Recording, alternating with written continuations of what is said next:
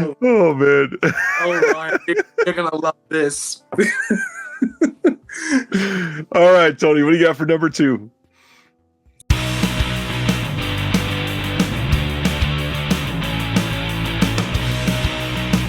Hello there, everybody, and welcome back to the Disc Connected. I'm here with Tony Michas and John Mathews from the Imprint Cast, the Indicator Cast, from Australia, from Physical Media Enthusiasts Worldwide, and everything else that you guys do. Thank you so much for coming on here. Believe me, Ryan, it's an absolute pleasure. We love to do this. Absolutely. No, thank you, Ryan. It's an honor. Love your show and glad to be on. It's really exciting. Tony is in the live chat pretty much every Thursday lately. Literally, yeah. You are a blast to see interacting from across the world, and it's just so, like, it's humbling to even think that somebody from Australia cares enough to tune in live. Oh yeah, I love it. Like, I will be honest with you, Ryan. Will Dodson really annoys me at times. Some of his choices, but other than that, no, I love. Don't get me wrong, I love Will. He's fun.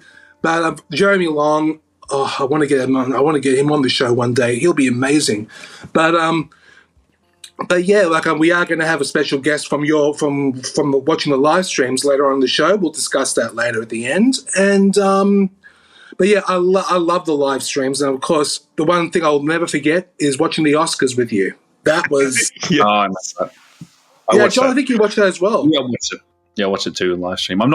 I should start interacting more and put some comments, but I do watch them. Trust me, I do. So when Tony mentions it, I'm like, I'm on it. So yeah. We would love to have you. It's so astonishing to see how the community has grown, and just certain people, like to see Key-Ray come in there, the big Umbrella fan. Like, it's just amazing that everybody's just here for each other, supporting the same thing, and building this genuine, like, heartfelt bond. And a lot of people that aren't as deep into this, it might seem a little like hokey, but it's genuine. The people that are really into this is a big deal to a lot of us. It is. And I was going to say, down here in Australia, like, we meet these people in real life. Like, we know Kira, we've met him many times, and Tony, and like, of course, discs bring us together, but then we actually find, there's a friendship there, and like now, like, we're all like best friends in real life. So it's amazing how tight this community is, like, in regards to, building genuine friendships and relationships. It's pretty amazing.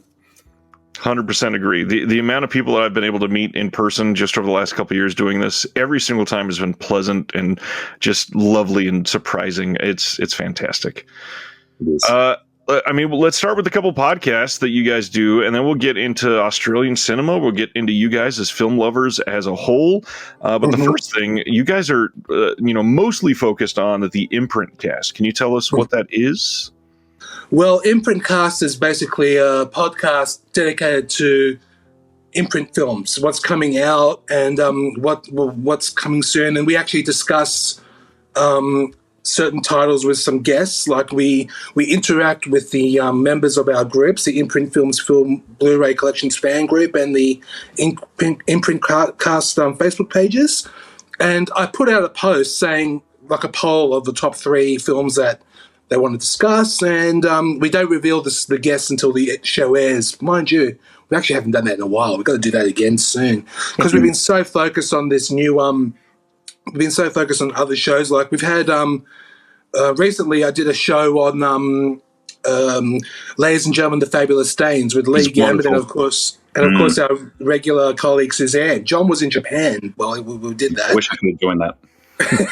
Yeah, I caused a little bit of a stir with that episode, I have to say, because I said a certain vulgar word that wasn't pleasant, but I chose not to censor it because it was in the film, and I decided to quoting the film. I'm quoting it. That's right, but it starts with a C and ends with a T, but it wasn't pleasant. But I did warn them that saying, I'm sorry to say this, but it was in the film, caused a little stir, but other than that, that's it. Hey, we had a whole tourism campaign built around that word in Northern Territory. Remember that? See you in the Northern Territory. See you in the Northern Territory. Yeah. I'm serious. Look it up. There was. That's true. Now, but the thing with Australians, Ryan, you have to understand that word is actually not offensive. It's actually a term of endearment, not like mainly towards us men. Of course, you're you say that word to them, it's not offensive to the men, that is, but to women, obviously. Yeah, you'd never. I'm going to say it to the women, obviously, but to the men, if you call them that word, it's actually a term of endearment, which is really odd. But most of us wouldn't care either way. The episode, I'm going to say, is amazing. Lee is, first of all, adores that movie. He is all over that disc. That disc, if you get it from Imprint, I feel like it smells like Lee, just because his touch is all over it. Unfortunately, it is out of print from the Imprint website, but it is it's Lee all the way. All the way, Lee. Like, he actually begged me to do that episode. I go, give us a break, Lee. We got to do a few other things. Like, with Lee, he loves us. We love him, obviously, but the thing is, he asks us a lot to join in on the show, which is amazing. Great. We'd love to do that. Like, we had Lee in a few times. We discussed Reflection of Fear. We discussed, what else did we discuss? Of course, Fabulous Stains. And the possession of Joel Delaney, yeah.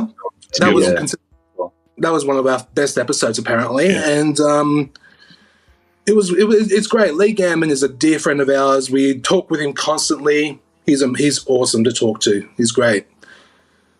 So, I mean, the main question, I guess, that people might ask about that is why the focus on Imprint Films? The obvious answer is because you're in Australia. That's probably the closest thing.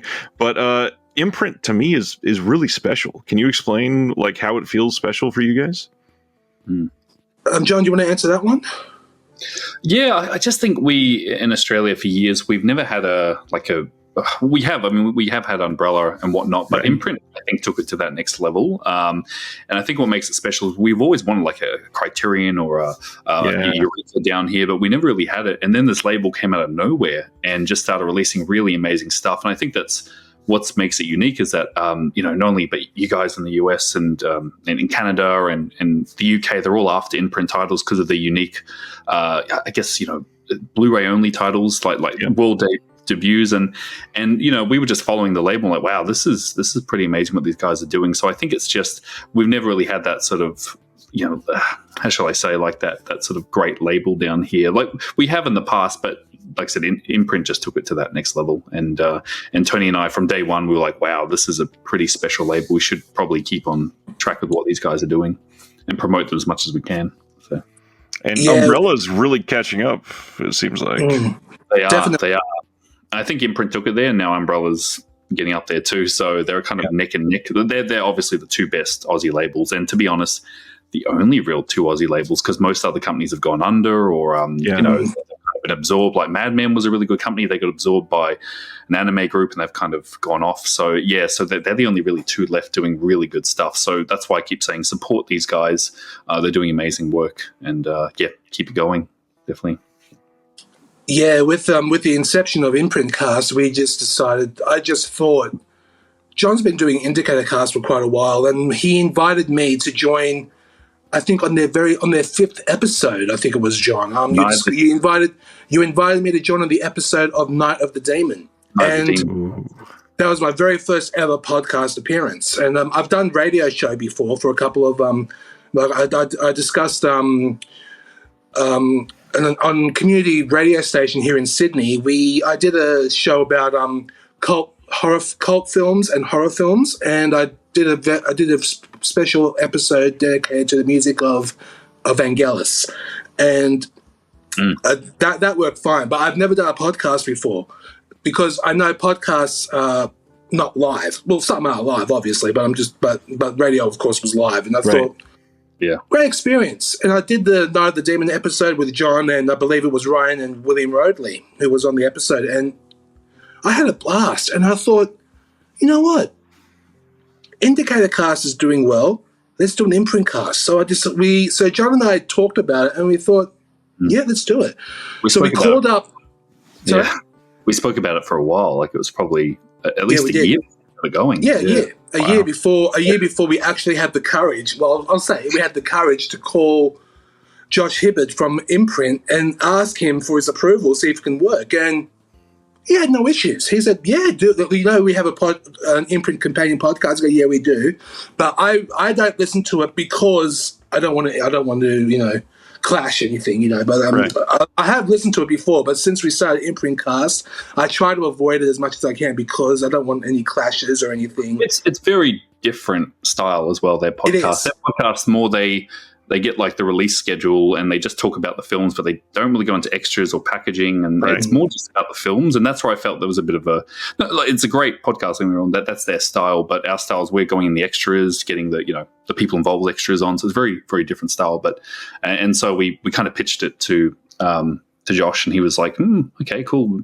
And what was meant to be a 5-minute phone call turned into 3 hours on the phone. Yeah.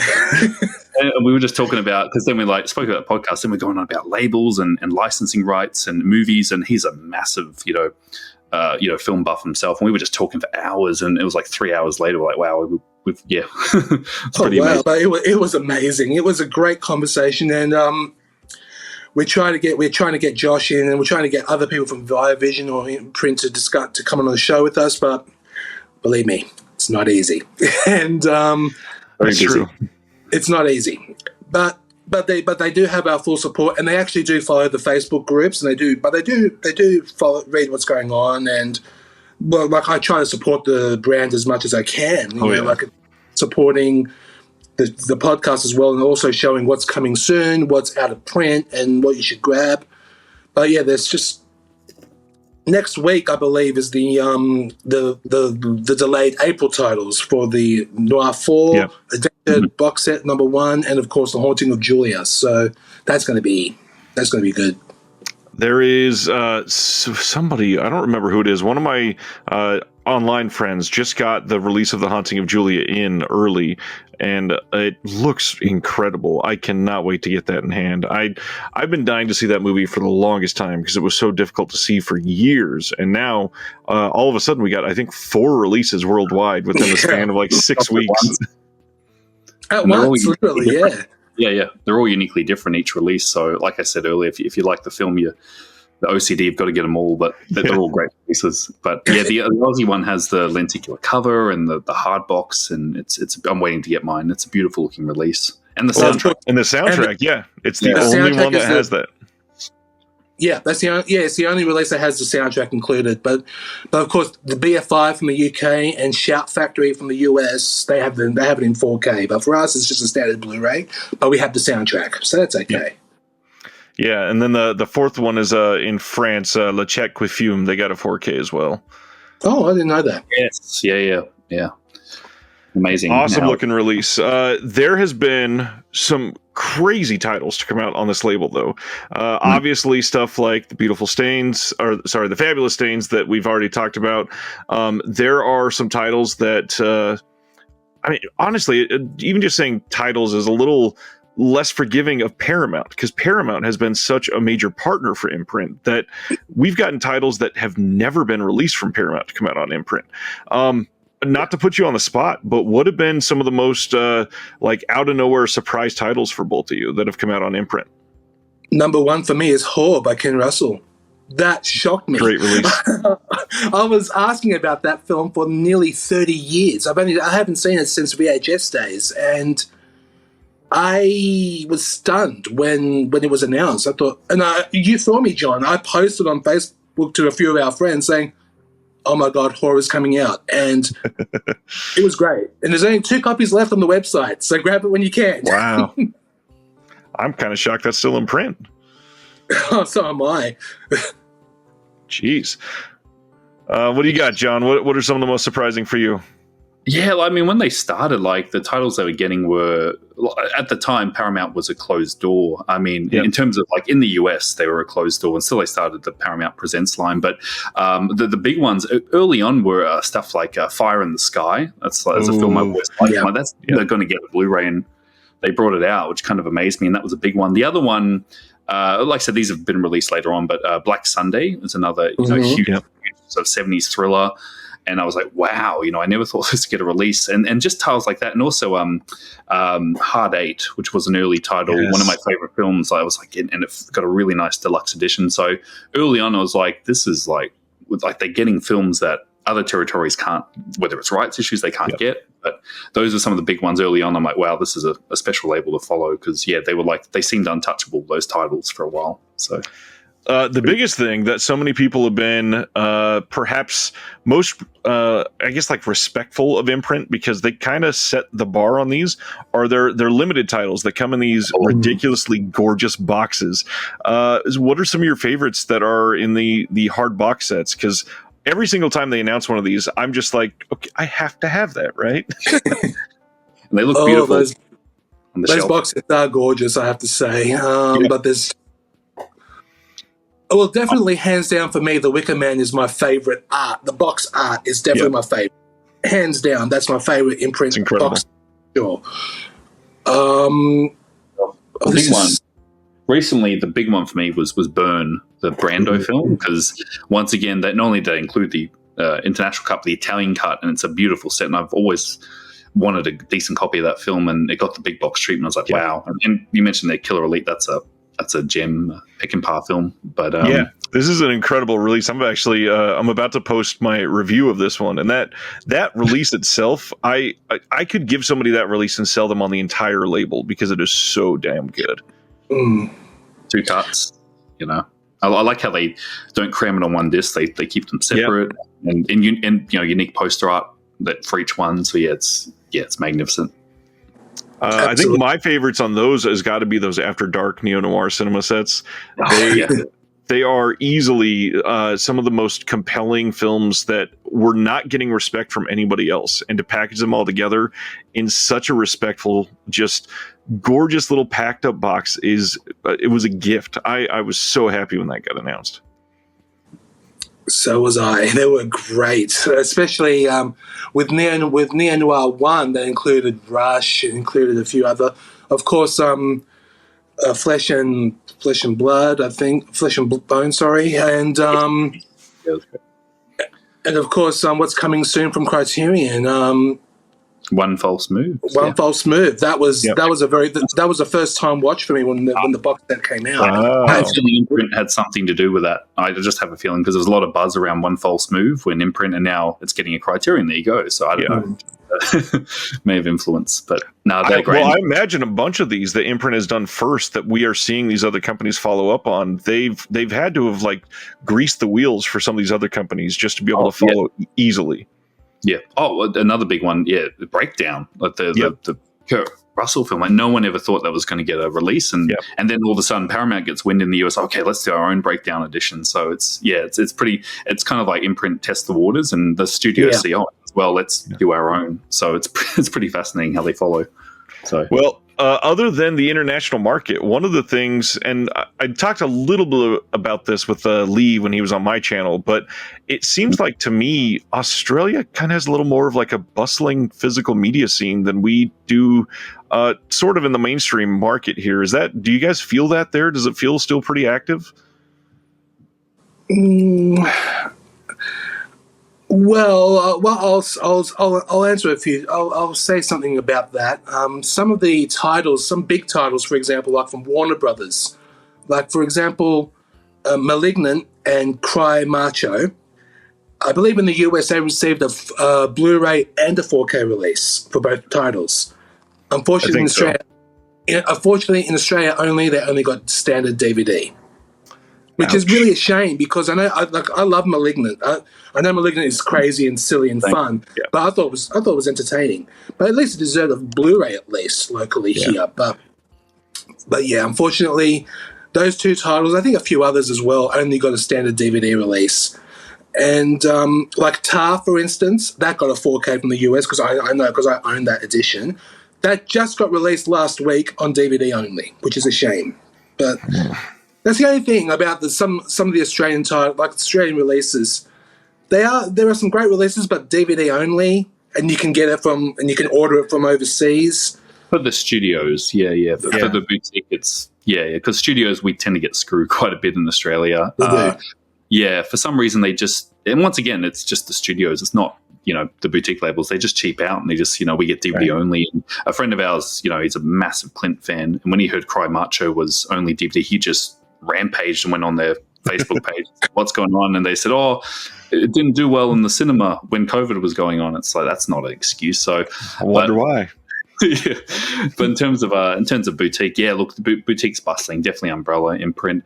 I was going to mention, Tony, obviously, we still have stores here that sell physical media. When I was last in the US in 2019 before COVID, I went into Best Buy, and that was a very sad state of affairs, I'll say, because I remember like Best Buy used to be, when I went to the States many years ago, used to be huge, and now it's just like, I don't know if that's still the case. It's even worse now.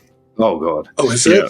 Yeah. Most of since 2019, most of them have either fully gotten rid of it, except for maybe one little like new release end cap type section. No aisles full of physical media at all. Sometimes, if you're in a big city, you might have one aisle of physical media. But yeah, it's a depressing state from what it used to be for Best Buy. We have a store called JB Hi-Fi, which still sells physical media. So you still have rows and rows of physical media, which is great. Like we can go there and grab an Umbrella title, or that's where we can grab, because originally at first, like before Imprint, we were even picking them up from JB, and then we just started going direct. But you could just pick it up in store, and it was like, wow, physically picking up a boutique title in a mainstream store seems pretty sci-fi for people outside, but you can still get them. But we're a little concerned because, as you've noticed, Tony, some of the JB stores are slowly shrinking their sections, but at least you still have it. Yeah. Yeah, before there were some stores in the main town area in Sydney. They had like 10 rows. Now it's shrunken down to at least 2, which is terrible.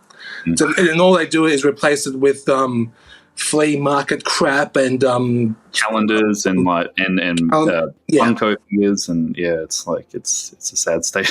No offense to the Funko collectors out there, and I know there are a lot of them, but no, not at all. I'm just saying that's kind of what they're replacing it with. Yeah, that's sad. It genuinely is sad. Yeah, but it's a little bit better than the US in terms of like physical stores. Like, we've still got them, so I can just go down the road and grab some umbrellas if I want. So in store. And of course, in Sydney and of course Melbourne, there are a couple of other couple of stores independent stores. Two. I know there are 2 in Sydney that I do go to. I'll give them a plug. Red Air Free Alice and Top 10 in Sydney. They specialize in music and US Blu-rays, but unfortunately some of them are a little over the top in price. That is, but I love supporting small businesses. I love going to them and supporting them. And in Melbourne, of course, they're mainly online in Melbourne. A friend of ours runs a DVD place called Dead End DVD, and of course, I think Lee mentioned it to you on your last episode, the Cinemaniacs. Cinemaniacs Home Entertainment Media, they do good stuff as well. Yeah, see if we can get you hooked up with Joel. We're very good friends of Joel Brady, who runs Dead End DVD. It's like a Diabolic DVD in Australia, and he gets all the boutique stuff from the US, UK, always stocked, and same with Lee. But it'll be good to maybe have a chat with Joel one day, get him on and discuss what a boutique, I guess like an online store is in Australia, what that's like. It's a little bit different. Yeah, I'm sure there's probably a lot of really insightful information in the data that he sees with how many people are buying throughout the years, what he saw during COVID. I'm sure that just this time when we're looking back on this in 10 years is going to be really valuable to find out how we took, from this moment, what's next for physical media, because there's a lot that could evolve after a massive worldwide pandemic. There's sadly a lot that we could lose after that as well. And honestly, with the economic situation in the world as it is right now, there's a lot of people that are going to be forced to bow out. Physical media, obviously, for most of us is a luxury, and obviously none of this is a requirement. And with things costing more and more, and production issues from some of the cheaper places, it's just going to drive up those prices even more. True. It is. And with the cost of materials as well going up, like we're seeing those fancier sets get a little bit more pricey, but once again, it's just due to, like I said, supply chain. And, we'll see. It'll be a very interesting time the next few years for physical media, where it goes. Well, recently I was fortunate enough to be a guest on the Imprint cast, and we discussed the May bundle of Imprint titles, and these are going to be coming out shortly after these April delayed titles, and most likely when this episode goes up, it'll be right about when these are getting released. So we've got 6 titles coming out for May. We've got The Catman of Paris, The Great Gatsby, Uptight, The Long Voyage Home, Bus Riley's Back in Town, and The Spiral Road. Since we were on your show, have you guys had a chance to check out anything from this package or research anything else that you want to share? Anything that you're super excited about? Well, this may surprise a lot of people. We actually get them the same time as everybody else. We don't get advanced copies. Right. So we go to stores and get them. So for us, it's like I'm really excited for, as I mentioned on the episode, Catman of Paris, Uptight, and Bus Riley's Back in Town. They're my top 3 titles that I'm looking forward to discussing, especially watching Catman of Paris. That's the one I can't wait to watch. Same, yeah, exactly the same. Catman of Paris and that version of The Great Gatsby has me very interested. So very keen for this bundle. But yeah, it should be arriving soon, Tony. No doubt. I think it's it's released. The release date is the 31st of May, so it shouldn't be too. But of course, with the late April titles. Yeah. But they ship them early from Imprint direct if you order there. Yep. That's where we tend to get it. Definitely. Right. Well, out of nowhere, we just had this massive bundle get announced. How earth-shattering was this? Just, what was it, last week, I think, that we got this? Around 2 weeks ago, yeah. Okay. Yeah, this was a big deal. We finally got the full details on the Walter Hill set. We got the Sidney J. Furie box set, and then this other little box set, which is a really interesting focus here, is that they're doing a Gene Hackman starring box set. What are you guys' thoughts on these so far? John, you can go that one. Yeah, it kind of just hit me at once, and both of us, we were so surprised. 3 box sets in 1 month, like they're really taking it to the next level. The Walter Hill one I'm extremely excited about because it got announced kind of prematurely because... Last July. And yeah, when was it? Last July. Yeah, last July. July? And we should do an episode. Yeah, we should do an episode on that box set way back when, and it got held, and the reason was because Stuart Canal had a 4K in the works of The Driver, and so it's worth the wait because you're going to get the 4K in that box set as well. So it's a beautiful set. It's as complete as you can get. Love Walter Hill.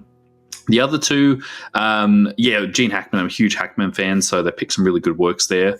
And the other one, the Sidney J. Furie one, I wasn't too familiar with his films, but that's going to be like a real blind experience for me. I've seen 1 or 2, but I'm just all around couldn't believe it. The amount of box sets they brought out. It's unbelievable.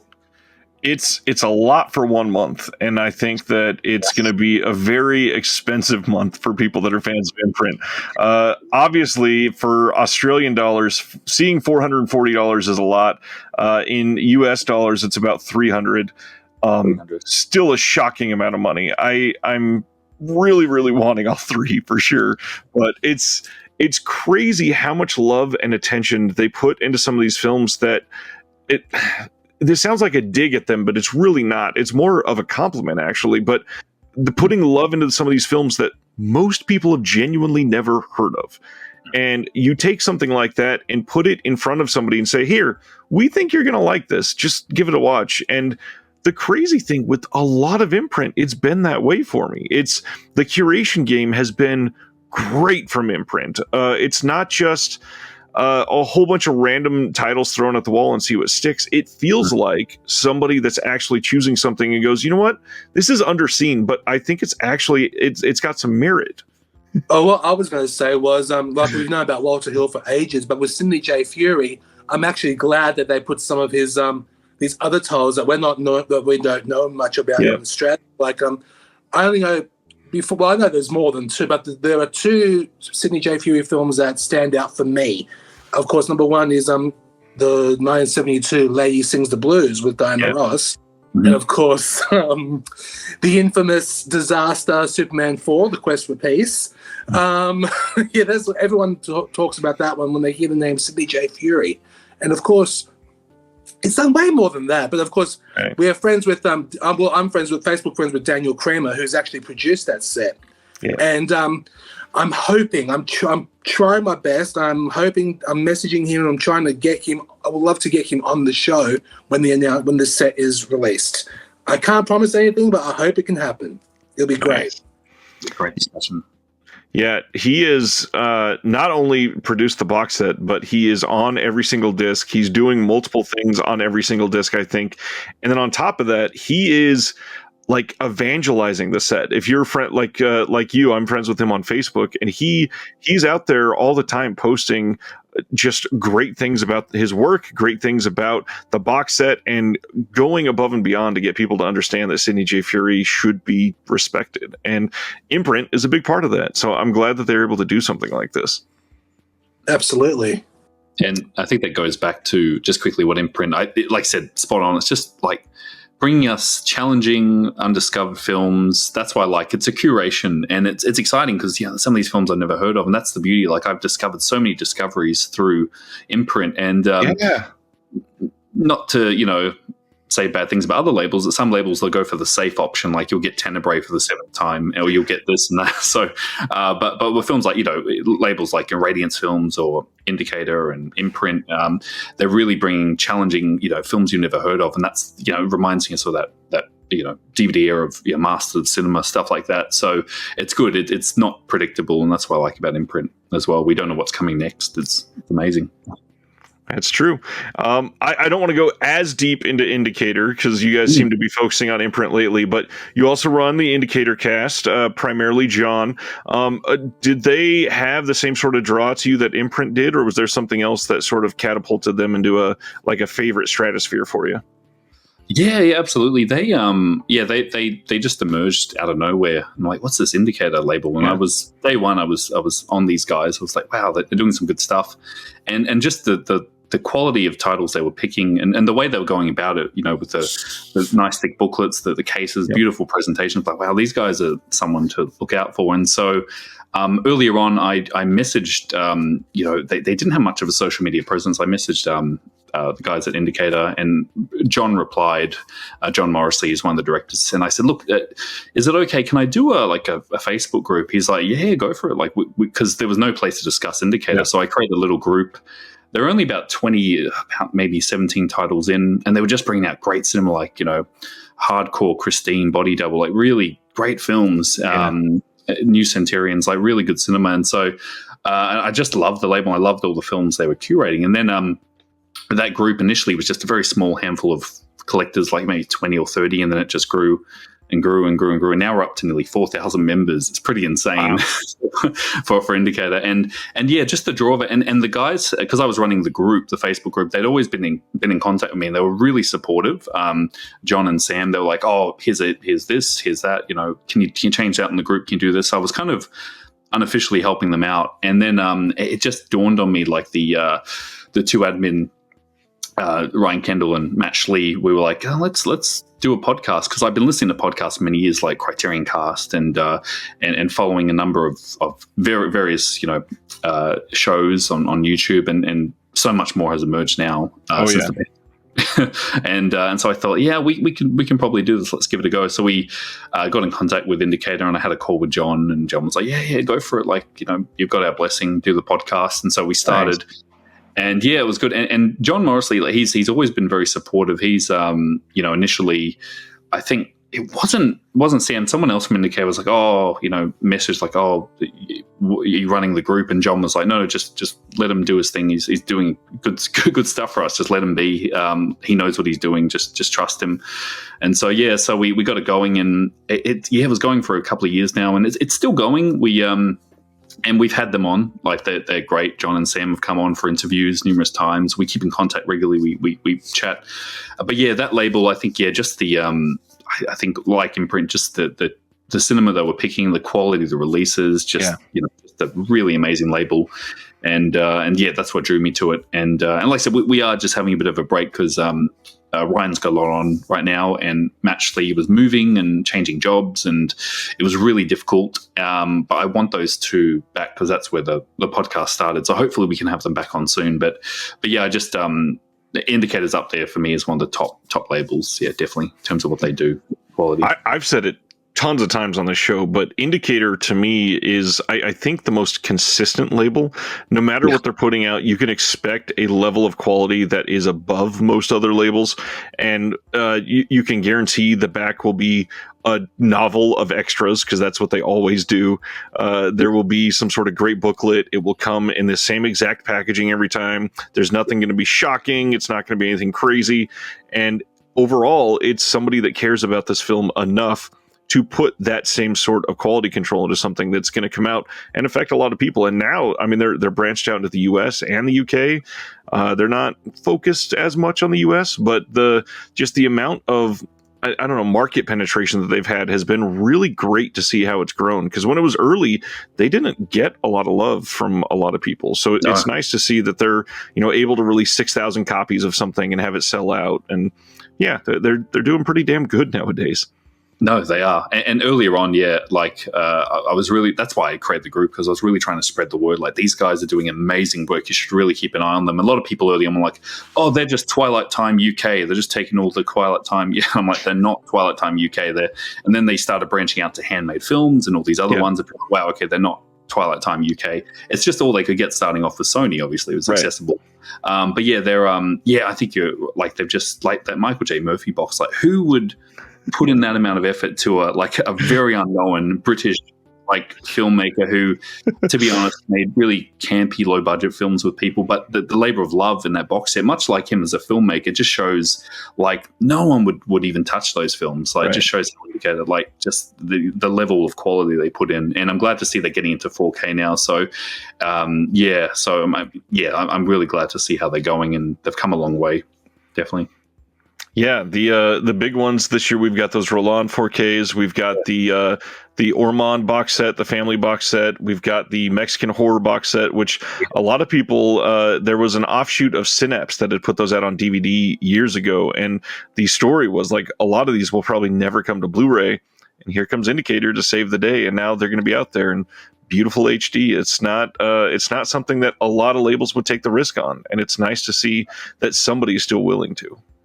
Yeah, those, and we did an episode on that with Andrew Leavolt. He's a good friend of ours. He's like a Mexican expert cinema, and he's so excited for that set. But you're right, those DVDs, the Casanegra, I think it was, they didn't sell, and I think there's a lot of buzz. So hopefully they do well, because there's a wealth of amazing Mexican films that they could dig from. So yeah, it's pretty cool and exciting. Absolutely.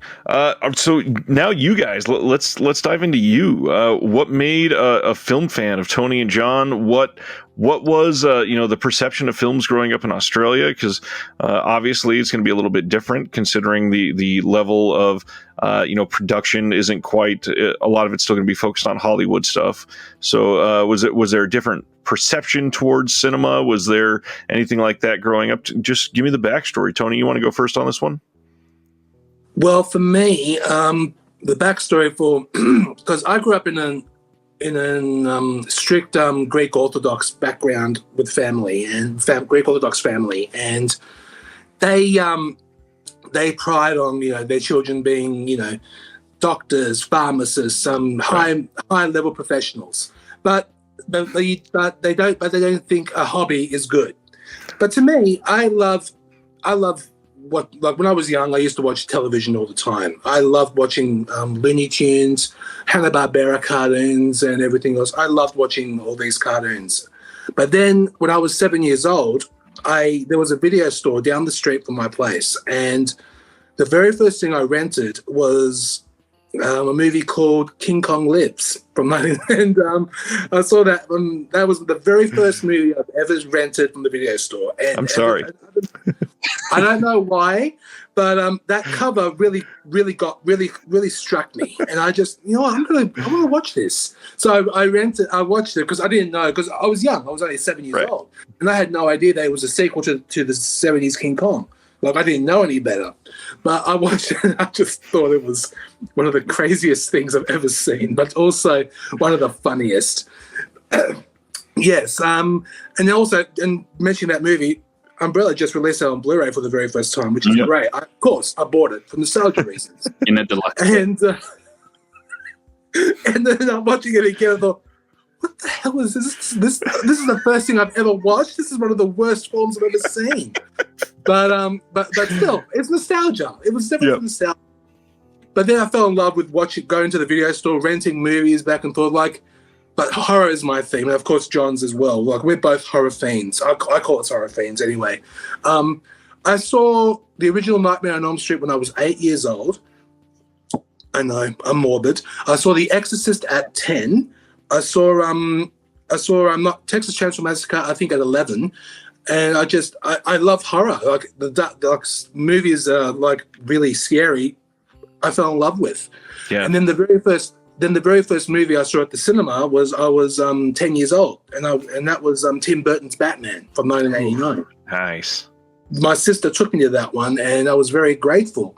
But then ever since then, I didn't go to the movies again until 3 years later. Then I was a teenager. Then I went by myself. I love going to the movies all the time. I saw 2 or 3 a day. Like, one time in 1992, I watched Sister Act, Aladdin, and I believe it was, speaking of Australian cinema, there's one bad Australian movie called Reckless Kelly, directed by Yahoo Serious. So I don't know if you've ever seen the movie Young Einstein. No. Or have heard of the movie. Well, we'll discuss that later on. And then, yeah, that was just terrible. Basically, the Australian version of How to Make It in Hollywood. And I thought, oh, God, terrible film. But He was trying to be like a Jim Carrey of Australia, but no. Didn't work. Didn't work. So, yeah, but ever since then, I've been obsessed with cinema. But then home entertainment happened. Yeah. I worked at a video store, a Civic Video, back in 1996. And I was a manager there for like 5 years. And then after that, I went to Blockbuster Video and I worked there for nearly 10. So nearly 16 years in total. I was like store manager of all the video stores. And then collecting happened. I collected a lot of VHS. But then 1997 happened. DVD came out. And I just thought, wow, so much more. It's compact and convenient. You could put on your shelf. And, of course, the stuff I got on DVD, I had on VHS, I sold. Stupid me. I shouldn't have done that. But anyway. And then 10 years later, Blu-ray came out. And now 10 years after, 2017, 4K came out. Yep. And, yes, I'm a collector, and I love movies. I love film in general.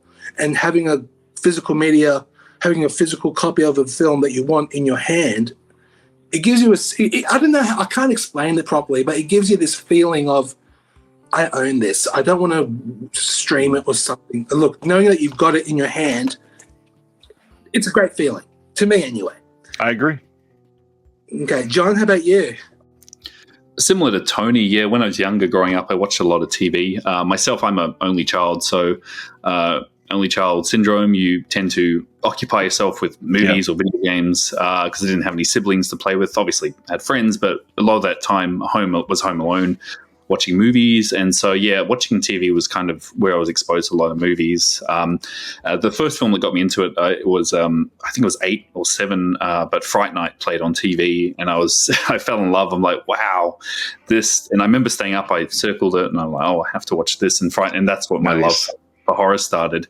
And yeah, look, my parents, they were really cool. They didn't really care what I watched. So when I was younger, 10 to 13 or so, I go to the video store with my dad and just hire a bunch of titles on the weekend and take them home. And that's why I saw Elm Street, every horror film under the sun. So I have a pretty big exposure to horror, and that's where my first love began. And then obviously, moving into being a student, then uni, I started getting more into I guess like more art house films. That's when a lot of the DVD labels were emerging, like I said earlier, Masters of Cinema and Kurosawa and various Bergman, those sort of directors I started getting into, and I was a poor student during that time, so I was just picking what I could basically, and kind of cherry picking, because like Criterion was obviously around, so I was cherry picking those, and it kind of got me into like the whole idea of labels. I started working it out, like, oh, okay, these guys are this, and we had a really great label down here called Director's Suite,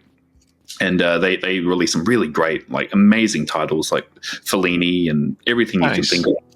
So that's really cool. And then like Tony said, when I guess I finally got full-time employment, I was doing pretty well off. I was like, okay, now I've always had a dream about completing Criterion or doing this, so I kind of just went to town and started with some of the stuff Arrow was doing in the UK early on, some of the Arrow titles there, so and Eureka and just building, and then all these labels started emerging over the past decade, and it's been crazy. It's been quite a ride, but just been a journey, and I'm just still on this journey, and that's why I love discovering films, but. Yeah, I have quite a history with various labels, and seeing labels come and go. We used to have a ton of labels down here, but like I said earlier, some of them have gone under. So it's quite a fascinating journey, and the love of this, and like Tony said, physical media. Just I've always been about packaging and design, so holding something, and I notice I've just always been like that little details and little OCD, like why did that? And especially when a label like changes the design of something, like I notice some people do, like why do they do that, and then now they're not, or cases change or something. So I've always been like that, but I've just and I think the labels we're talking, like Imprint Indicator, they think like us, they get it. I think some labels don't, and they don't have a collective mind. But it's like physical media, like I just love it because streaming services, like I said, it's unpredictable. It could be gone tomorrow. So and these are like treasured films that you want to keep. So that's why I love physical media. I love the call out of noticing small differences. It reminded me of a couple years ago. I feel like it was right before the pandemic, and Arrow had announced that they were running out of the clear cases, and they couldn't get some for a while, and they had to ship some in blue. And I got I don't remember if I have any left. I think I replaced all the ones that I got in blue, but the first one I got, I looked at it and I was like, oh, what is this? This is awful. And there's no difference. So I don't know why I'm like that. It's horrible. I know. It just feels like very, just very studio, mainstream, don't care blue cases. Like, I remember that. It was like, oh, not good. And then I think they got the feedback and they switched it back immediately. Switch it back to clear cases, because I think it was a supply issue or something. But then they went, okay, these don't look good on the shelf. And they don't Not at all.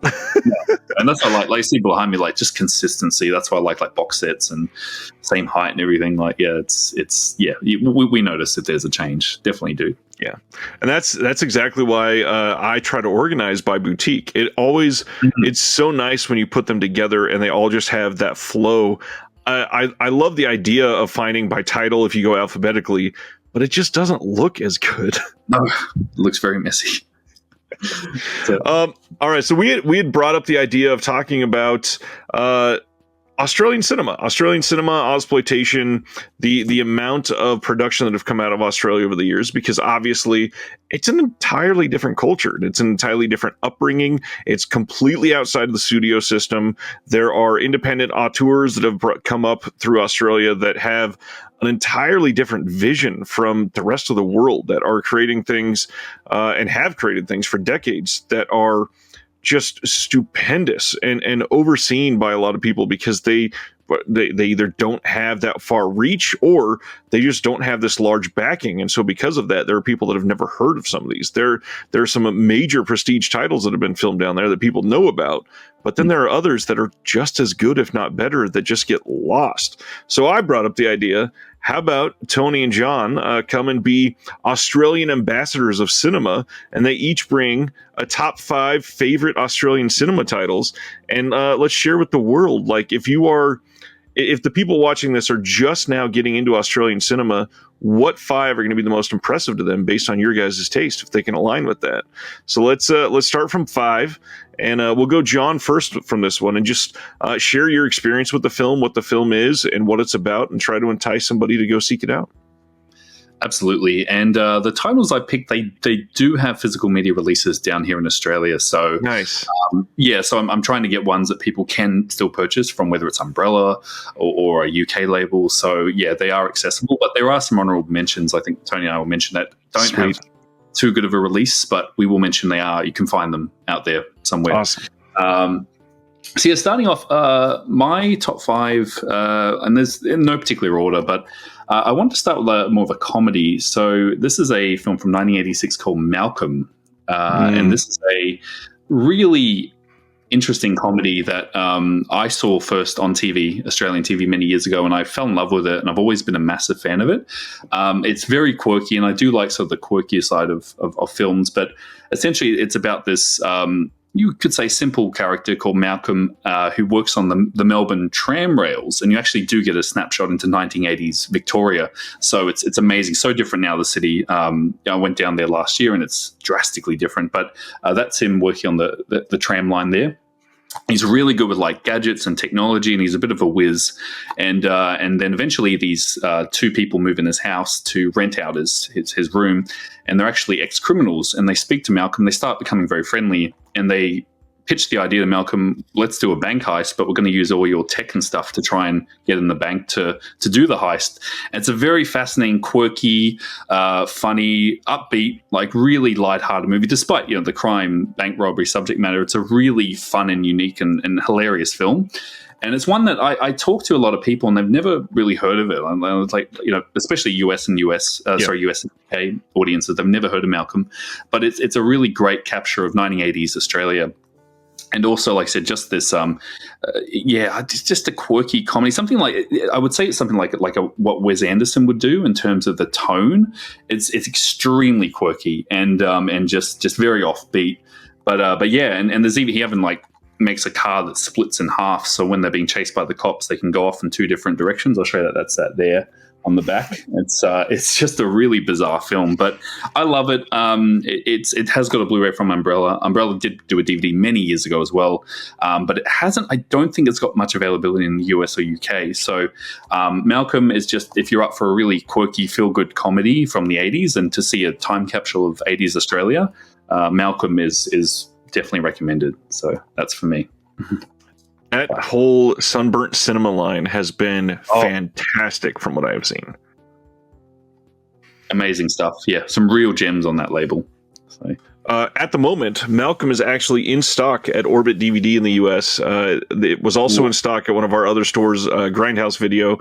I think Diabolic had it at one point as well, but it's one of those that, of course, because nobody knows about it, it doesn't sell all that much, and so they probably don't restock it all that often.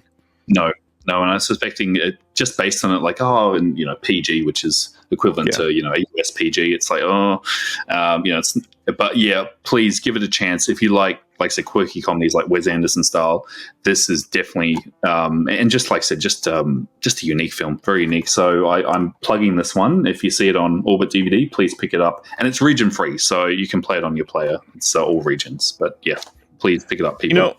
I've always wanted to know, how the heck does each label in Australia get away with making almost everything region free? Maybe there's a loophole down here. I don't know, because I notice that a lot. It's like there's a lot of US and UK that forced to lock up. In Australia, it's like, it's kind of region free, Yeah, it seems like nobody checks when they put those discs out, but everybody in the US and the UK, they're like, oh no, we have to. Yeah, have to lock it, yeah. Sometimes they'll say region B, but it will play on a region A player, so I don't know what the deal is, but yeah, everything I mentioned here today is region free as well, I think. So I think every Imprint release has been region free, right? Yeah, so far, every has been region.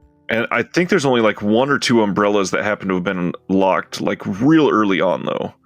Yeah, real early on. I think that was the request of a studio, maybe. But yeah, generally, yeah, and that's why it's so accessible to the world, because you can just, don't need a region-free plan. That's a roadblock for, unfortunately, a lot of people, is they're missing out on great releases just because they won't get a region-free player. But, these are, so you can just, put them in your US player and vice versa. All right, Tony, hit us with number 5.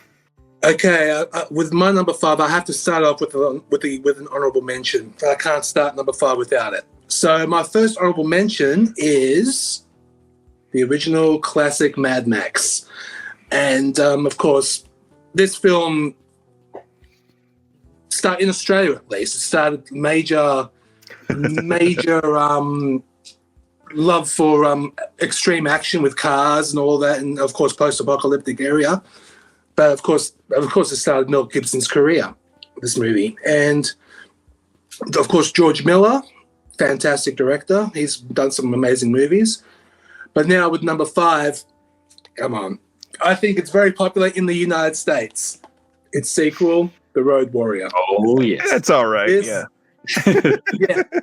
Look, it's definitely better than the first one in my opinion, but this is just an amazing film. I saw that as a double before Fury Road came out. They did a special double feature at a cinema in Sydney of the original Mad Max and The Road Warrior, and that was a packed joint. It was crazy, and it was just great watching this apocalyptic film for an Australian film in particular.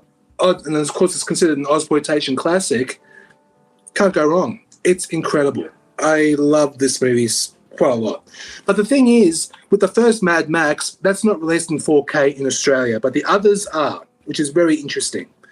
Because Kino did it. That's right. It wasn't this. Okay.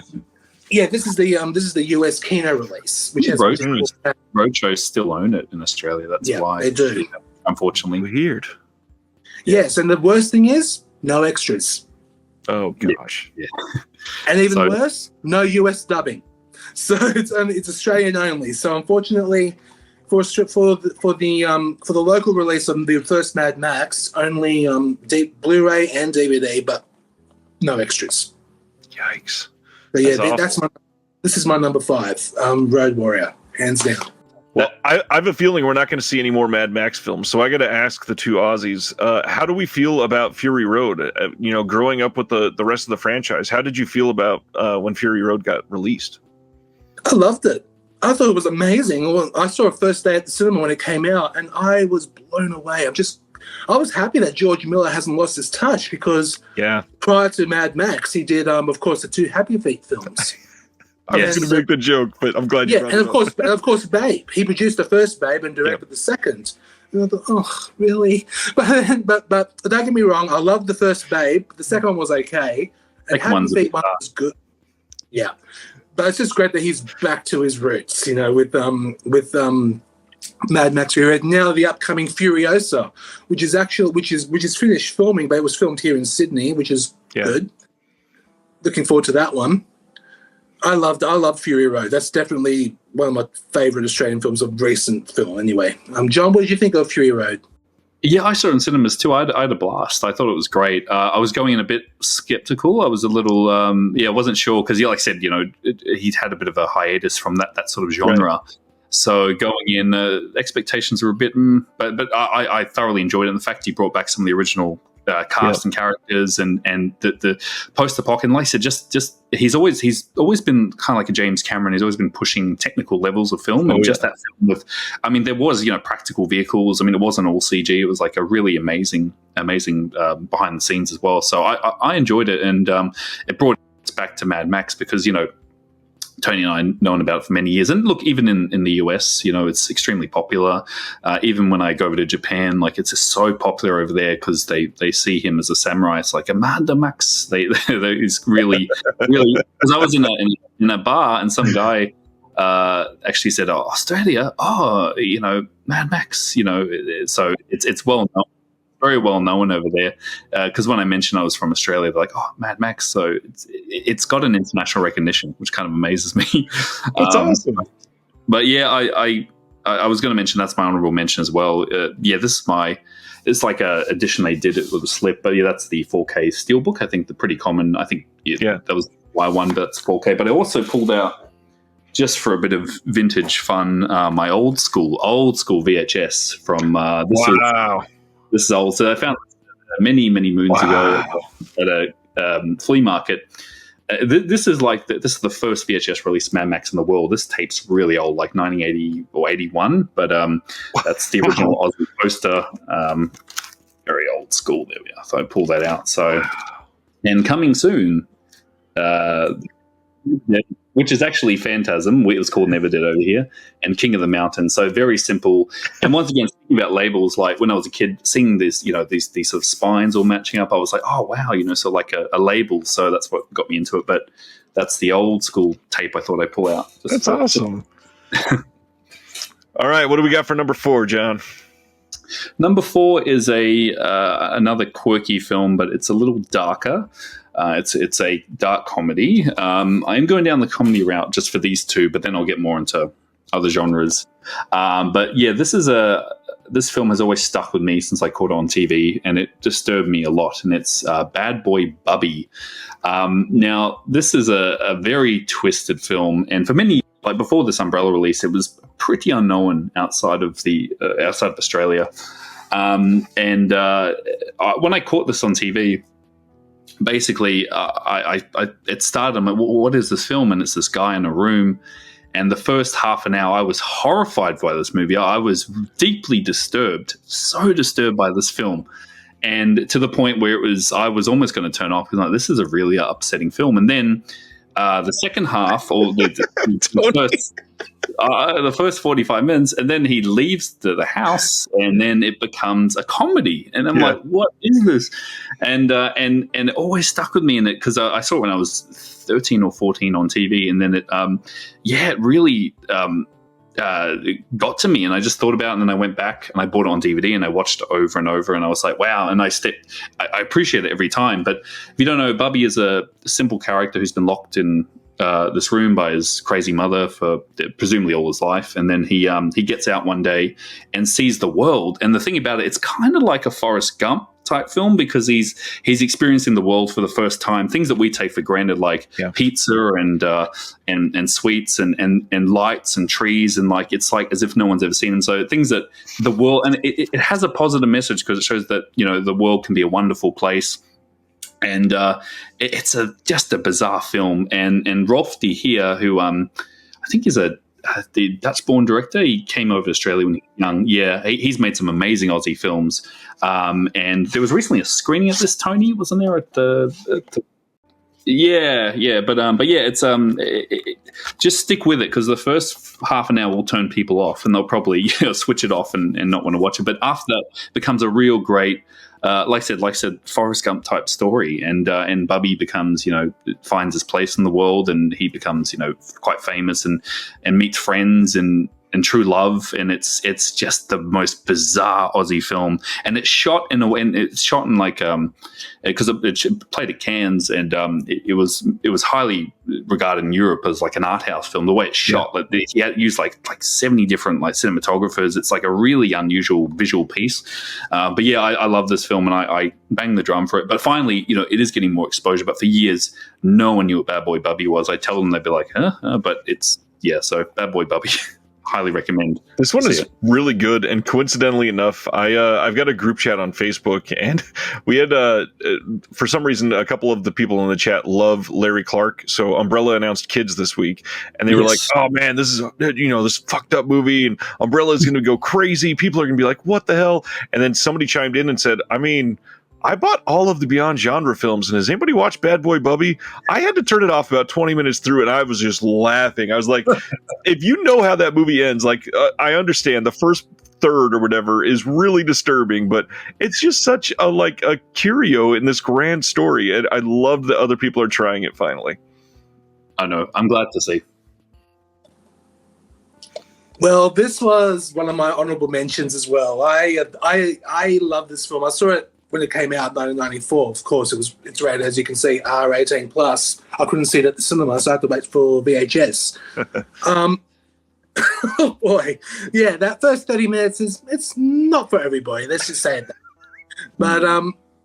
But yeah, John, as you were mentioning earlier, yeah, there was a screening of it for its 30th anniversary last week in Sydney. Director Rolf de Heer and actor Nicholas Hope, they were actually there doing a live Q&A. Doing a discussion of that film. And funny enough, that week, I was actually speaking to someone on Facebook, and he's a Facebook friend, we talk quite a bit. his name's George Figs. He was an original Dreamlander from John Waters movies, and he's also a film historian and a film projectionist in his own cinema. And he actually mentioned this movie is, don't watch it. It's vile, disgusting, and I thought, really, as an Australian, I find that quite offensive. As a joke, obviously, he's an icon. It was a joke, obviously, but it's a fun film. It's not for everybody, I know. And I actually asked him, "Do you know if John Waters has seen this film?" And he said, "No doubt he has." But yeah, it's definitely this movie is definitely not for everybody, but it is. It does actually show how humanity is outside of, because he's locked in the room for 35 years. But when he goes out into the real world, it can be fun. But it also can be evil and cruel out there, and it's But some of the language in this film, as you know, it's quite harsh. Yeah. But of course, one thing for you animal lovers out there: if you love cats, do not watch this film. Like, I'm a cat lover myself, and it's hard for me to watch it. But it's definitely not for everybody. But it's definitely one of the most unique Australian films out there for sure. I agree. Let's go to number 4 for Tony. All right, number 4 is different for me because it's actually a documentary called Not Quite Hollywood by Mark Hartley. This basically explains the history of Australian exploitation cinema from the 70s up to Mad Max Fury Road, I believe. And I saw this at the cinema when it came out, and I thought, oh, really? Australian documentary. But I had no idea about it until I watched it. And then it actually grew my love for more exploitation. I never realized how many movies I've seen that are considered exploitation. I've never thought for a minute Mad Max was exploitation. But then after watching this, we know it sure is exploitation. It's great. But then, of course, horror. She has great horror films in here. And of course, action, and of course, the first third of this film is basically the campy Australian sex comedies that were famous back in the 70s, especially movies like Alvin Purple. There was just so many great Australian films that had like great sex comedy with the net. Felicity. There's just so many. Was a big one, yeah. Felicity's huge. But then there was also but of course, discussing the horror genre, which we love. They had some really good titles in there, like, for example, Next of Kin. They discussed Nightmares, which is it's one of the most outrageous films ever made in Australia, but it was fun. And of course, Ryan, you discussed this on your live stream last night. Razorback. That was. I'm glad you love it. I love it too, but it is so outrageous. It was great. It is. Yeah. This movie definitely gets my number 4 because it discusses the history of exploitation cinema, and of course, it shows a part of Australian cinema that's rarely discussed. But now that with this film that came out, it's back and it's amazing. And now Umbrella have actually brought out its own exploitation classics label, which they've released 20 releases. And Is it 20 really already? Was it 20 or 20, John? I think so. About 20. I think so. Yeah, or over 20, maybe over 20. I've got them there on the shelf. I need to. I've got them all as well. But this is the movie that started the exploitation classic reboot, which is fantastic. And of course, one of the movies that was mentioned in there was Barry McKenzie. The Adventures of Barry McKenzie, which of course stars the late great Barry Humphries. This is where you first see Dame Edna in that movie, and it was.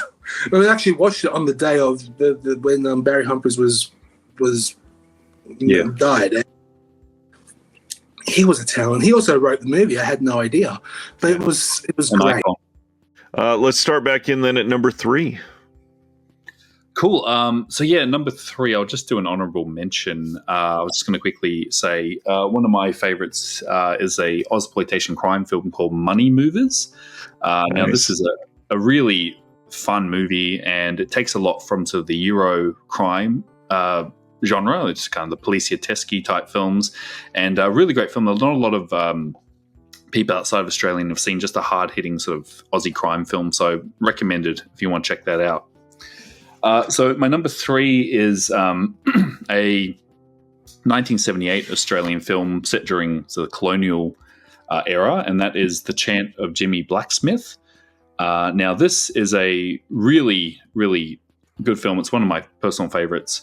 I remember seeing it basically back in school. We watched it in the classroom, and I was really shocked by it because basically it's based on a novel about this character called Jimmy Blacksmith, and set during colonial Australia of that sort of early settler period. And Jimmy Blacksmith, he was a young Aboriginal man, has been brought up in sort of this society. And at the time, Australia had settlers from Ireland, Australia, UK. So we have a mix of different people who settled here. And Australia has a very much like a lot of films. In the US, they've tried to deal with it, like with slavery. Australia had a very similar racist, very dark past, and a lot of the Aboriginal children were taken from their parents at young ages and sent off and to other families, and it was a really horrible time that not a lot of films really touch on, and this film definitely does. And so Jimmy Blacksmith, basically, he gets involved with some of the upper elites, and they start.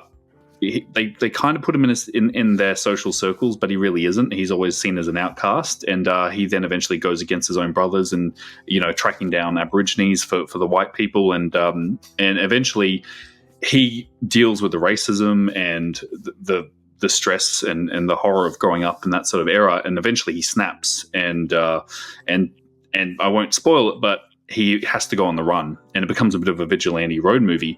But just the film itself, it just deals with subject matters that, like I said, no other Australian films have really dealt with. Look, there have been a lot, don't get me wrong. There's even been sort of mainstream Hollywood sort of takes on it, like Rabbit-Proof Fence and stuff. But The Chant of Jimmy Blacksmith is an insanely amazing film because it captures that era perfectly. Just what went on during that time. And him trying to make it, I guess, he's like, no, I'm more civilized now. I'm like the white man.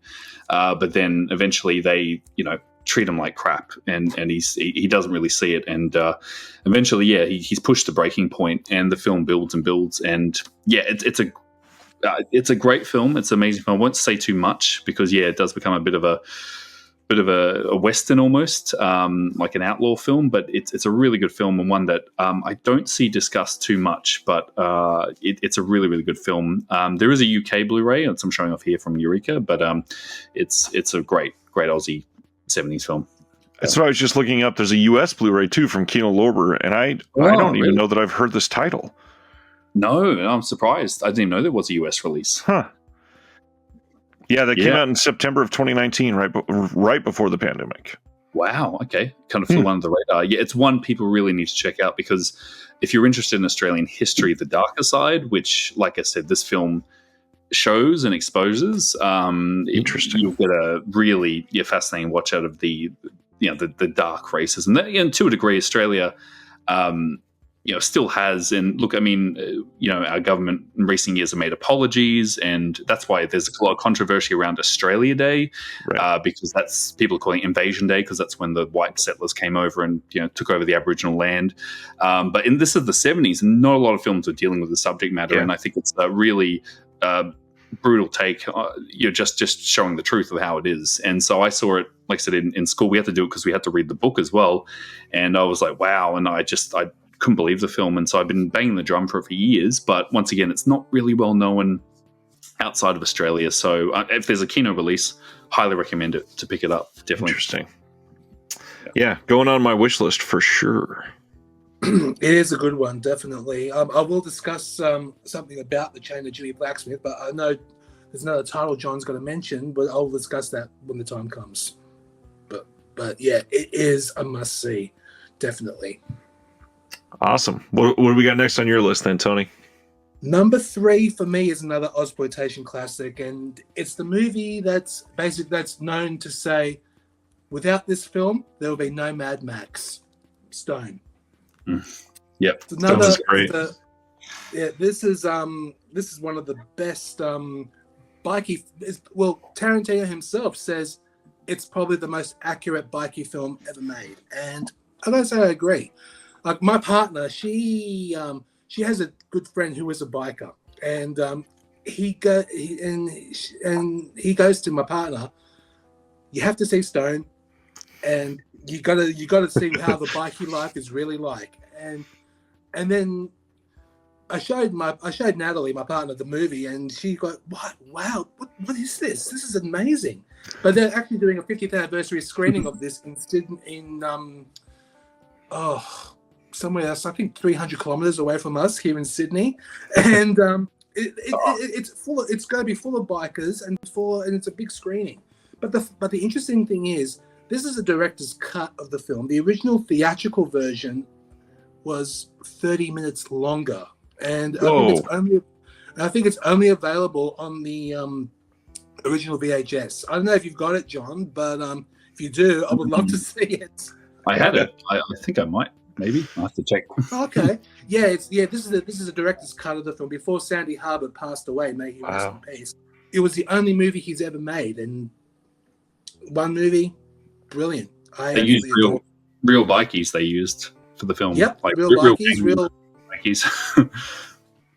Yeah, this is considered. I consider this one of the best action films, bikie movies ever made. Awesome. I love it. 30 more minutes of footage, though. That's sad that we don't have that. I hope eventually somebody can find access to that. Oh, I hope so too. I hope they re-release it again with that extra 30 minutes. Actually, let me have a look. Yeah, it actually does include some of the deleted and extended sequences from the original theatrical release. So some of the scenes are in this, but as an extra. Right. I think from a tape source as well. It's like memory. Yeah. That makes sense.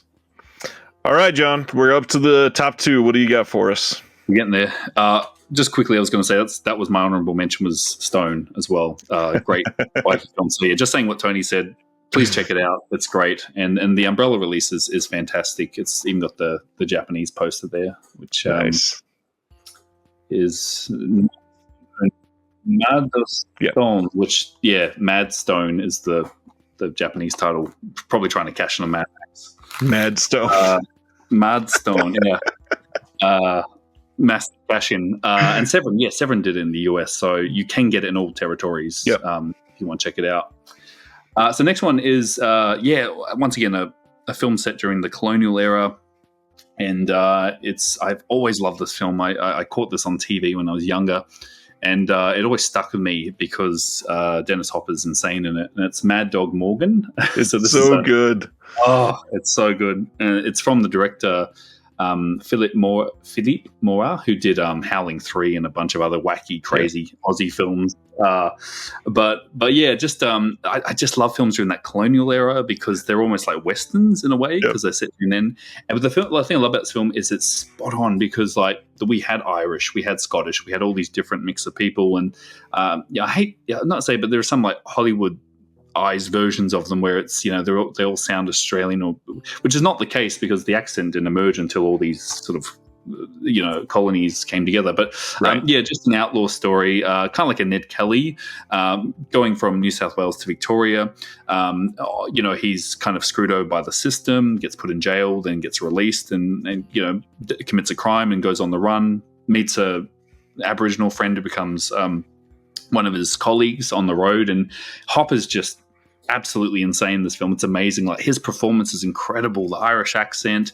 Apparently he was drinking quite heavily every day on the set, so that's a good sign of him.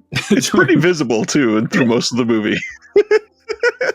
He's a little sweaty and stumbling, but he does a great job, and just fun. Like it's a fun outlaw western type Aussie. If you want to see an Aussie western, this is a good example of the genre because there were a few, but this is just insane fun. So Mad Dog Morgan takes the number 2. I've always loved it, and it's always been a favorite of mine. It's a fantastic one. Another one that's gotten a lot of releases over the last couple of years. Good 4 or 5 across many territories. I happened to get the Indicator release of that, and I popped that in. My wife had never seen it. We sat down to watch it, and we watched maybe the first 30 minutes or so, and she had me pause it. She wanted to go get a snack, and she stood up and went, "Is there a reason he looks like this in the movie?" And I was like, he is incredibly sloshed the entire time. She goes, "Oh, okay, that explains it." But yeah, this is one of the best Australian westerns, absolutely. Yep. And speaking of westerns, that was the other film I wanted to discuss with Chandler Jimmy Blacksmith. Quentin Tarantino came here in Sydney promoting The Hateful Eight, and he came to the cinema and with Samuel L. Jackson and Kurt Russell promoting the film. So I went to the roadshow screening of The Hateful Eight with Tarantino there in person, as well as Jackson and Russell. And the next day, there was a special event at I believe it was in the Star Casino in Sydney. He curated a double feature of Australian classics, exploitation classics, and his choices were the Chandler Jimmy Blacksmith and Mad Dog Morgan. Wow! And the first thing we saw was the Chandler Jimmy Blacksmith. I've seen them both before, but never on a big screen, and of course in 35 millimeter prints, and they were fantastic. Well, old scratchy 35 millimeter. Yeah. To me, I love it when it's scratchy. And with the Chandler Jimmy Blacksmith, Tarantino actually had the writer Thomas Keneally, as well as the director Fred Skepsey, after doing a Q&A, and that was great. It was amazing. And then after that, Mad Dog Morgan started, and it was just insane. 2 completely different films, but set in those colonial times. But they were great. Both could be seen as sort of westerns in a way. Yeah. Yeah. Outlaw films. Yeah. Definitely are. And then half the crowd went home and watched The Nightingale and called it a perfect day. That's a heavy triple bill.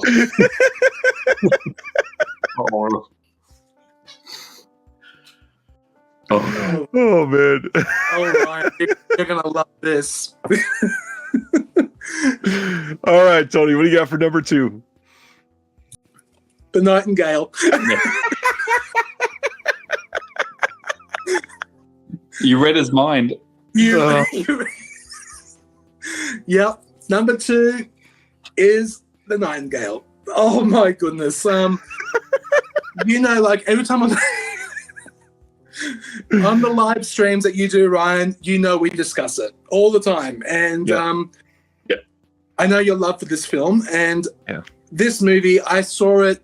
Actually, I went to the Australian premiere of it in Sydney again with a live Q&A with Jennifer Kent and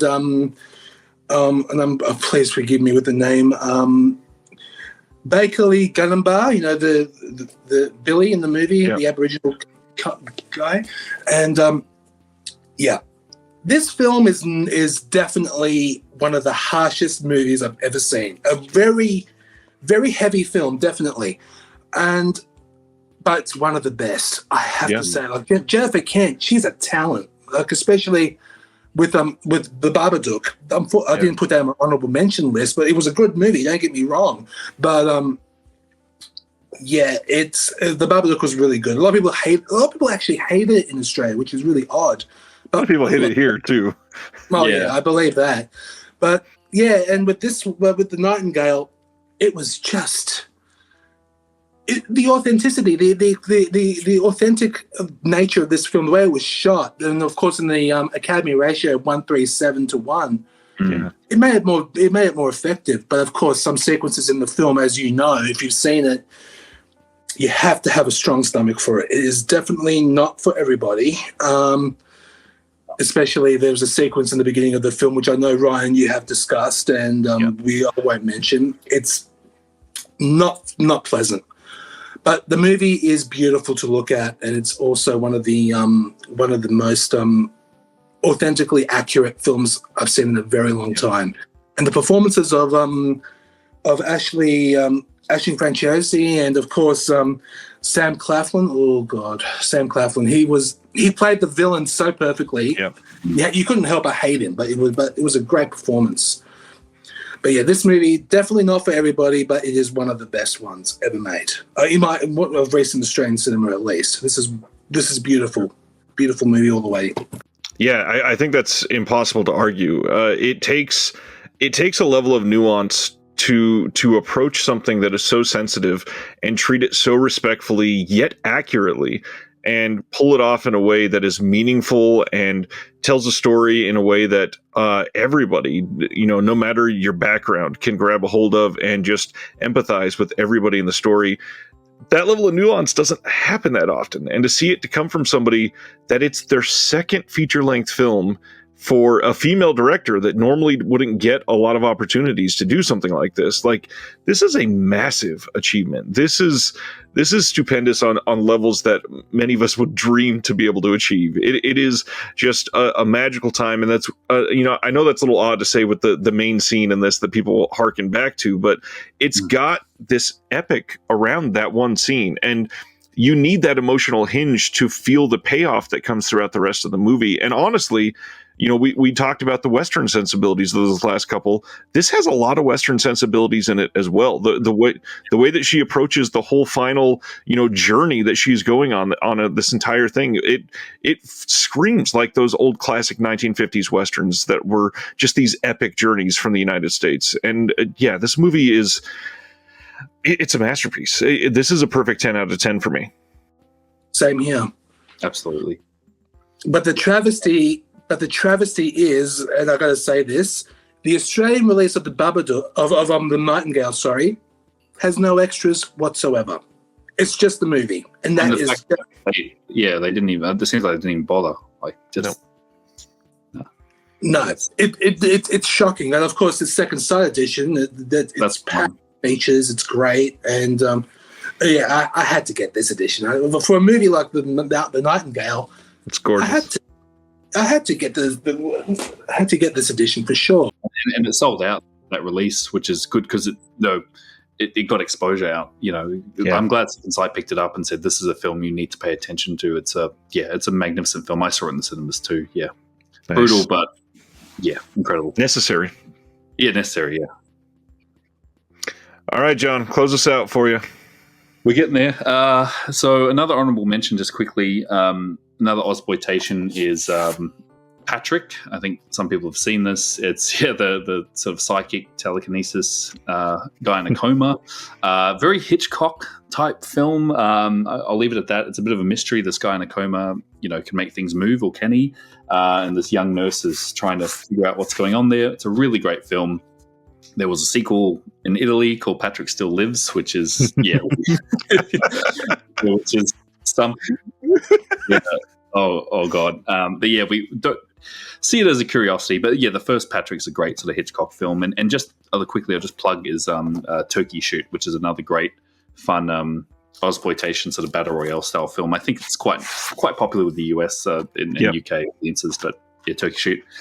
So my last film, I think, is an absolute masterpiece of Australian cinema, and it was buried for many years because the Australian Tourism Board didn't want this film seen. So it was virtually released and then taken out of cinemas, hidden, never got a release outside of Australia.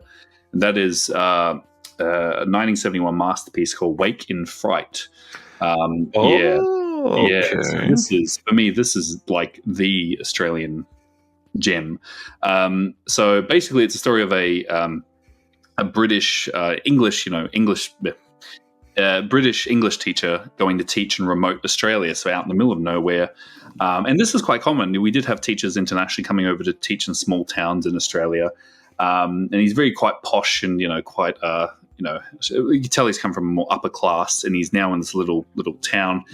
And then he goes out one night and he gets brought into the world of all these locals, and all they do is drink and fight and play, stupid games and go out and, I hate to say it, shoot kangaroos. There are scenes of kangaroos being shot in this film, so it is a little brutal. And he just goes down a downward spiral, basically. And Donald Pleasance shows up as one of the drunken Aussies. I know Donald Pleasance is quite a fascinating. but it's a descent into madness, and how someone who was can be brought in and influenced by others and just brought into this world, and all they do is just drink from start to finish, and he goes insane. And I don't want to spoil it, but it's a fascinating tale of once again a darker side of Australia, because it shows just the horrors of these certain communities. It's almost a horror in a way. Like, yeah, if you say, I don't want to spoil it, but the less you know about, the better. But it's just film about a man just exposed to a world he never knew existed. And so the film itself, it came out and then tried to absolutely got buried, because the I think Bill Collins said on his show that the tourism board saw it and went, no, this is not coming out. So it bombed. And it's fascinating because it's a Canadian director who came over here and made it. It was sort of his critique on, he saw a lot of backwoods stuff in Canada and came over and said and saw these really weird sort of towns in Australia, and he's like, I'll make a movie. But once again, they're not bad people in this town. This is how they are. And he's just entered that world, and he's left behind basically civilization, and he's become like an animal in this. And then eventually it got rediscovered. So the film print, I think about maybe 15 years ago, they discovered a film print, and then they started doing some circuits. I saw a re-release here in Australia, and that was the first time I saw it because it was so unavailable, and I went, "Wow, this is a masterpiece." And then eventually, I think Draft House brought out in the US, but that's gone out of print now. Just so happens to be behind me every single time we do this. Yeah, perfect. That's out of print now. Very rare. In the UK, the Master Cinema released it. We got a release here, but I just think it's a great film, and one that has got exposure recently, but for many years was really unknown. I just think it's one of the fascinating Australian films. Wake and Fright. Great choice For me. All right, Tony. Okay, well, I got to mention one. It's not an honourable mention, but I have to mention it because imprint cast and all that. We can't not mention On the Beach. That was filmed in, of course, Melbourne, and unfortunately, this edition is out of print, but it's one of the best. It's a really good movie. I love this, and of course, this release was packed with extras. Oh, yes. It's amazing, and that's a nice, beautiful hard box as well. It's a really good film. I'm glad it got an official release here in Australia, at least, which is amazing. And now, my next honourable mention is an Australian film that is culturally, at least, it brings close to home, because growing up in a Greek background, you have to be a strict family and all that. This movie is called Head On. This movie is basically Alex Dimitriou playing this character who lives in a strict old-fashioned Greek home, and father doesn't respect him that much, and the mother always sticks up for him, and of course has a sister. But when he's outside of the home, he lives a hedonistic lifestyle, full of gay sex and gay stuff. And it's pretty full on, this movie. I highly recommend it, but it's not for everybody. But if you're a person like me of Greek background, you appreciate it a lot more because you lived through this, through the family dynamic at least. And then my last honourable mention, and Ryan, you won't believe this, it's an actual DVD. No Blu-ray. No Blu-ray of this movie. No Blu-ray. Yet. It's a movie called Lantana.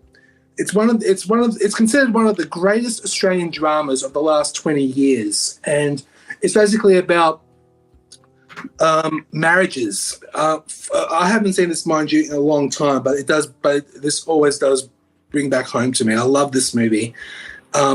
Stars Anthony LaPaglia, Jeffrey Rush, Vince Colosimo, and a few others. But with this film, basically about the breakdown of 4 marriages, it basically shows the destruction of marriages through affairs, through infidelity and everything else. And of course, there's a murder mystery involved with this.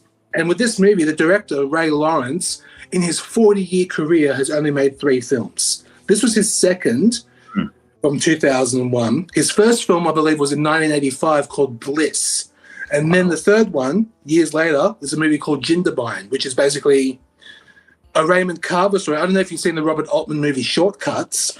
Yeah. Yeah. It's kind of like a remake of that, but instead of, I don't know if you've seen the movie Shortcuts, how there was a dead body in the water and the fishermen don't know what to do with it. Right. That's what this one's about. But in this one, in Jindabyne, it's basically an Aboriginal woman who was found dead and they did nothing about it, which is pretty harsh. Yeah. But this one is definitely one of the greatest Australian films of the last 20 years. I haven't seen it in years. Considered by critics. Yeah, there's no Blu-ray. I just realized I haven't seen that film. No Blu-ray anywhere on this one. Wow. And this one that has to get a release. Any boutique labels listening? They should. Yes, please. And my number one movie, my all-time favorite Australian movie, is Peter Weir's Picnic at Hanging Rock. This, oh boy, I every time I watch this movie, I'm hypnotized, especially with hearing the pamphlets music in the beginning of the movie and this beautiful cinematography by Russell Boyd. You can't go wrong. This movie is just it's just beautiful to look at. And very soon there is I think it's actually released now, but people are getting it now. The second sight release, which includes the theatrical cut. In Australia, the theatrical cut the theatrical cut of Picnic at Hanging Rock will never ever get a physical release. Don't ask me why. I have no idea. But but I am so grateful that Second Sight are bringing the theatrical cut with this director's cut, which is amazing. And I don't know because I've seen the theatrical cut on VHS years ago. Right. And that's the only way you could see it here in Australia anyway. But I know Second Sight released it on DVD many years ago with the theatrical cut included. But here in Australia, it won't get a release. It's a Peter Weir. It's like it's a Michael Mann type situation where the director has final say. And here's the crazy thing about the director's cut. It doesn't add scenes. It loses scenes. Like he chopped out 20 minutes of the film for the director's cut, Tony? Something like that. Well, it was he chopped out 20 minutes originally and then added 13 back in. Okay. So it's official 7 minutes off. So but give us the option because we all grew up with the cut too as well. It's one I know. And thank goodness for Second Sight releasing both cuts on 4K, even better, which is incredible. Yeah, that's all I was going to say is just archiving all the multiple cuts. I really wish that I don't know that they're not doing it, but that these boutiques would almost try to strong arm these directors and just saying, listen, I'm okay doing some of the revisionism, but also allow us to do the original version as well. Absolutely. Yeah.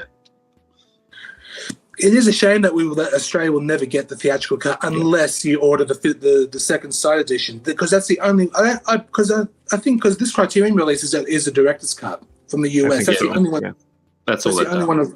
Even on DVD, their first DVD was director's cut as well. Yeah, they've never done theatrical. But it's a great film, haunting, beautiful, like you said, Tony. A film that took a while to appreciate because I saw it when I was younger. I shouldn't have. I didn't appreciate it when I was like 7 or 8. Like, what's this boring movie about these girls out in the? And then I saw it again as a teenager. Like, wow! And then eventually I watched it. It's become like a regular watch for me, and I can't wait for the Second Sight release. It looks like the definitive version. And funny enough, coming out of the UK, so Second Sight doing some good stuff with Australian films. They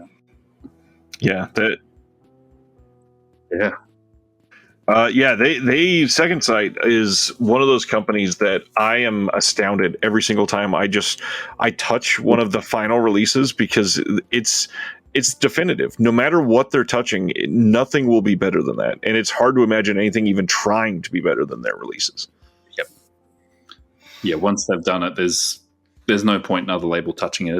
It's definitive. It's as good as you're going to get. Like just once again, just the big boxes, and I've seen photos of the Picnic at Hanging Rock one. It's a chunky set. It looks, and I love that. Just the big box, booklets, digipacks. So very excited. I've ordered mine. It's on the way as well. Amazing.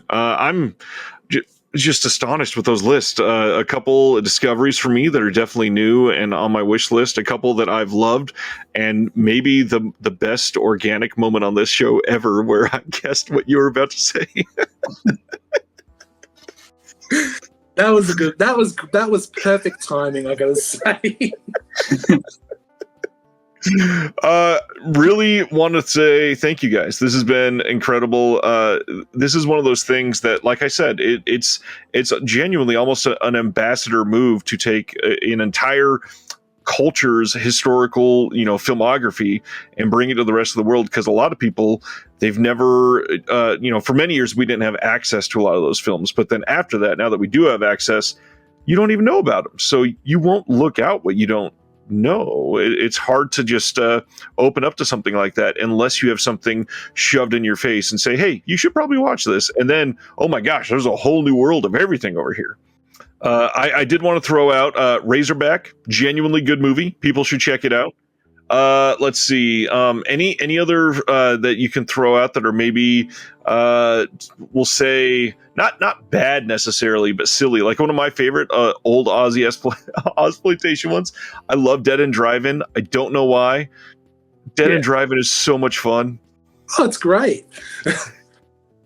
Brian Trenchard Smith is incredible. Absolutely. Oh, absolutely, yeah. There's the original Long Weekend. That's the where nature fights back. That's great. It was a remake as well. There's so many. There's Thirst, the vampire one. I like Thirst. Not fun. Oh, Dark Age. It's a massive, big monster movie, big crocodile movie. Yeah, it's the Australian Lake Placid. The Australian Lake Placid, from the 80s. Yeah. I did not place that when you first said that, but I definitely remember seeing the cover of that one now. I don't think I've seen that one. Yeah, it's fun. It's interesting, definitely.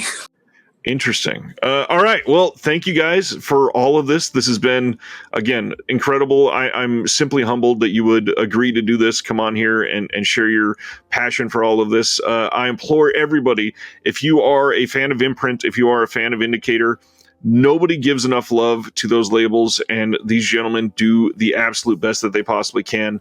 I know that I do my best to shed light on everybody, but if you want to get into the nitty-gritty details on one label, Imprintcast is definitely where to find it, and Imprint deserves it. The amount of stuff that they are putting out that is brand new HD debuts throughout the entire world, films that have never gotten a physical release before this, films that have been lost to time. They are somebody that should be applauded for what they're doing. So thank you guys for bringing the light to those. Thank you for the kind words, Ryan. Absolutely. Like, we had you on the show discussing the May titles. We loved it. And if you ever want to discuss an Imprint title that we haven't had on the show, please let us know and we'll have you on. Hands down. Oh, absolutely. Absolutely. Yeah. No, thank you. I just thought of like 9 options. Yeah, we definitely got to do that. No, it's been great. Thank you once again, Ryan. I love what you do. Just please keep doing it. I love it. Your live streams, like I said, what I especially love is just the interviews behind the scenes you get with some of the guys in the labels. So it's amazing what you're doing. So keep it up. Like it's great. We love it. Thank you so much. That means the world to hear that. Everybody, all the links for both podcasts are in the description below. I'll include the Imprint Facebook group and just try to share the word. People need to hear more about these labels. Again, thank you for your time, and we'll see you on the next one.